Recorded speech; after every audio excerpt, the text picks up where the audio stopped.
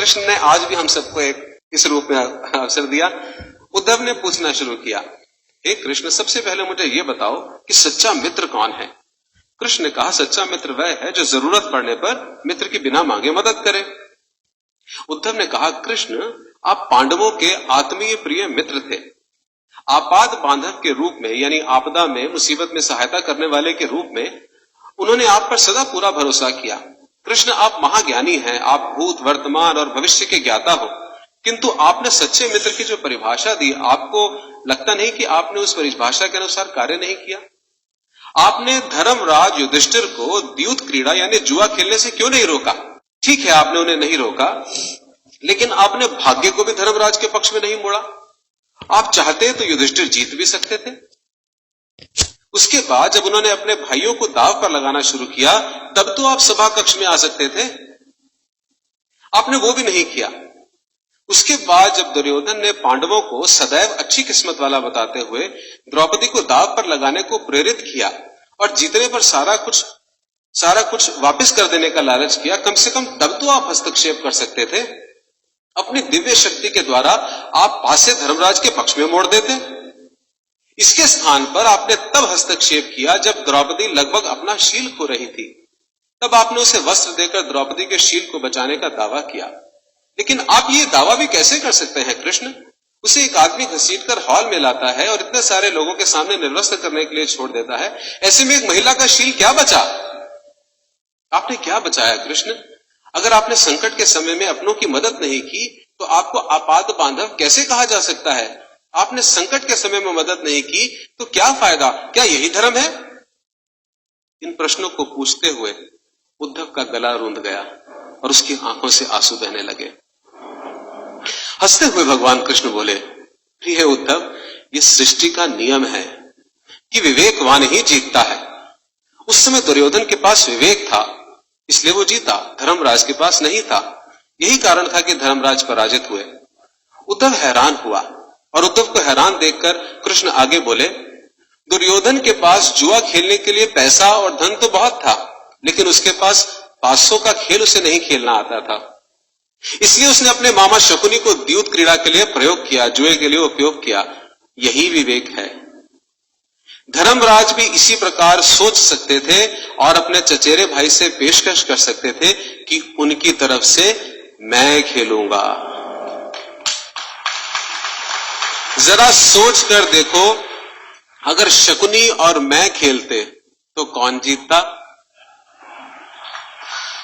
पासे के अंक उसके अनुसार आते या मेरे अनुसार आते?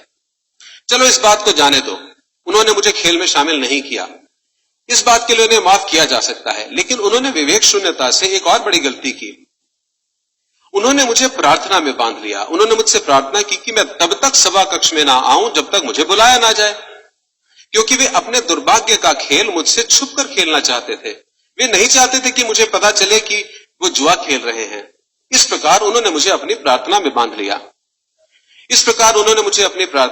लिया। मुझे सभा कक्ष में जाने की अनुमति नहीं थी। इसके बाद भी मैं कक्ष के बाहर खड़ा हुआ इंतजार कर रहा था कि कब कोई मुझे बुलाए और मैं अंदर जाऊं। भीम, अर्जुन, नकुल, सहदेव सब मुझे भूल गए और केवल अपने भाग्य को और दुर्योधन को कोसते रहे।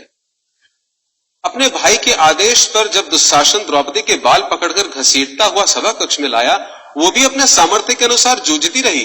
उसने भी मुझे याद नहीं किया। उसकी बुद्धि तब जागृत हुई जब दुशासन ने उसे निर्वस्त्र करना प्रारंभ किया। तब उसने स्वयं पर निर्भरता त्याग कर, छोड़कर हरि हरि अभयम कृष्ण की गुहार लगाई। तब और जैसे ही मुझे पुकारा गया, मैं अविलंब वहां पहुंच गया।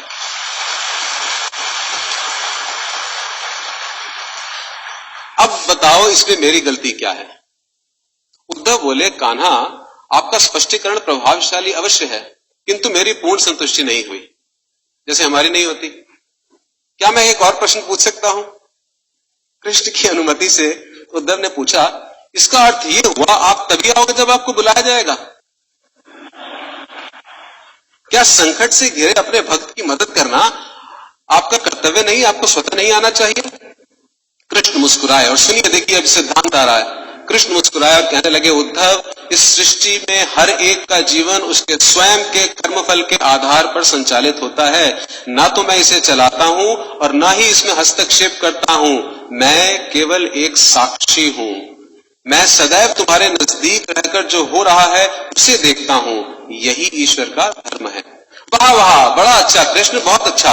इसका अर्थ यह हुआ कि आप हमारे नजदीक खड़े होकर हमारे सभी दुष्कर्मों का निरीक्षण करते रहेंगे, हम पाप पे पाप करते रहेंगे और आप हमें देखते रहेंगे। आप क्या चाहते हैं कि हम भूल करें, पाप की गठरी बांधते रहें और फल भुगतते रहें? ये सब किसने कहा? उद्धव ने। कृष्ण बोले, उद्धव, तुम शब्दों के गहरे अर्थ को समझो।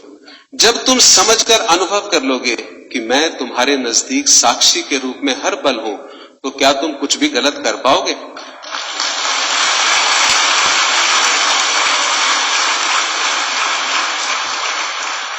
जब तुम ये भूल जाते हो और ये समझने लग जाते हो कि तुम मुझसे छुपकर कुछ भी कर सकते हो, तभी मुसीबत में फंसते हो।